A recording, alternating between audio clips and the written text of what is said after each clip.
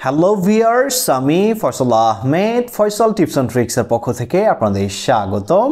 তো আশা করি আপনারা সবাই ভালো আছেন। আজকে আমি আপনাদের জন্য আরও একটি হেল্পফুল ভিডিও নিয়ে আসছি, আর সেটি হচ্ছে আপনার আইএসপি যদি সেকেন্ডারি রাউটার বা এক্সটেন্ডারগুলোকে ব্লক করে থাকে, আপনার মোবাইলে ইন্টারনেট কানেকশন চলে না, তো সেক্ষেত্রে আপনারা কিভাবে এই ব্লকটাকে বাইপাস করে সেকেন্ডারি রাউটারে ইন্টারনেট সংযোগ দিতে পারবেন এবং ইজিলি মোবাইল বা কম্পিউটার দিয়ে ইউজ করতে পারবেন। আপনারা জানেন যে আপনার যখন আইএসপি থেকে ব্লক করা হয় সেক্ষেত্রে আপনার মোবাইলগুলো আপনার সেকেন্ডারি রাউটারে চলে না।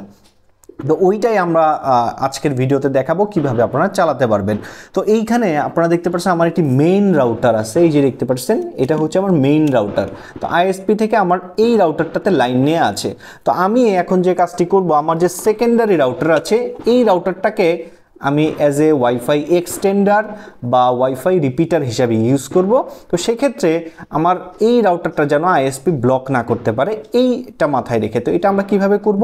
তো এইটা করার জন্য আপনার এরকম একটা ক্যাবলের প্রয়োজন পড়বে।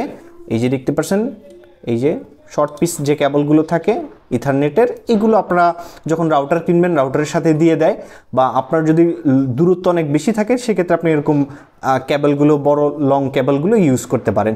তো আপনারা যে কাজটি করবেন, আপনার যে মূল রাউটার আছে, মূল রাউটারের যে ল্যান পোর্টগুলো আছে, এই যে দেখতে পাচ্ছেন প্রত্যেকটা রাউটারে দেখবেন এরকম ল্যান পোর্ট আছে আর ওয়ান পোর্ট আছে। তো এইখান থেকে আপনার ল্যান পোর্ট, ল্যান 1, ল্যান 2 এরকম অনেকগুলো পোর্ট থাকবে। তো ওইখান থেকে যে কোনো একটা ল্যান পোর্টে আপনি কানেক্ট করবেন। এই যে দেখতে পাচ্ছেন আমি একটা ল্যান পোর্টে কানেক্ট করলাম।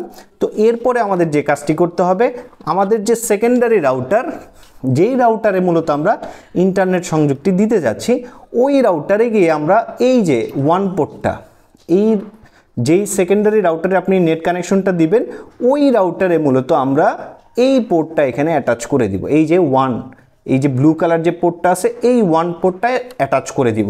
এরপরে আমাদের যে কাজটি করতে হবে, আমাদের কম্পিউটার থেকে রাউটারে কিছু কনফিগারেশন করতে হবে। সেই কনফিগারেশনটা কিভাবে করবেন সেটা আমরা এখন কম্পিউটারে আপনাদের দেখাবো। তো চলুন শুরু করা যাক।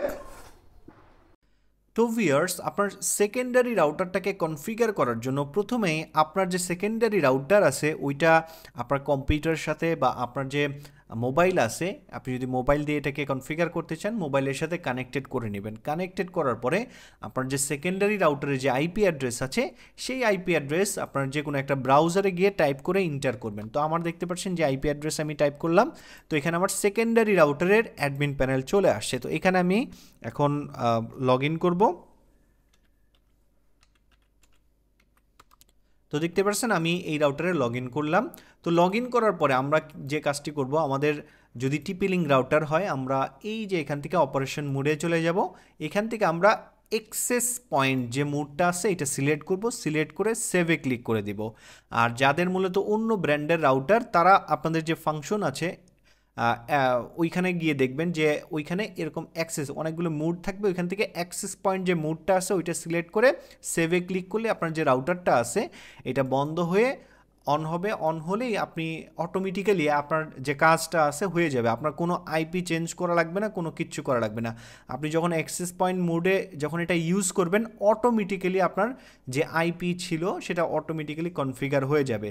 আর অবশ্যই কেবল দিয়ে কানেকশন করে রাখবেন মেইন রাউটারের সাথে, যেন আপনার এই কনফিগারটা অটোমেটিক্যালি হয়ে যাবে, অটোমেটিক্যালি আইপি অ্যাসাইন হবে, যার ফলে আপনার যে সেকেন্ডারি রাউটার আছে সেটার মধ্যে আর ব্লক থাকবে না। সেটার মধ্যে আপনি অ্যাজ ইউজুয়াল আপনার যে মেইন রাউটার যেভাবে ইন্টারনেট ইউজ করতে পারেন, ওই রাউটার থেকেও আপনি সেম ওয়েতে ইন্টারনেট ইউজ করতে পারবেন। তো আশা করি ভিডিওটি আপনাদের ভালো লাগছে। যদি ভালো লেগে থাকে তাহলে অবশ্যই আমাদের চ্যানেলকে সাবস্ক্রাইব করে যাবেন।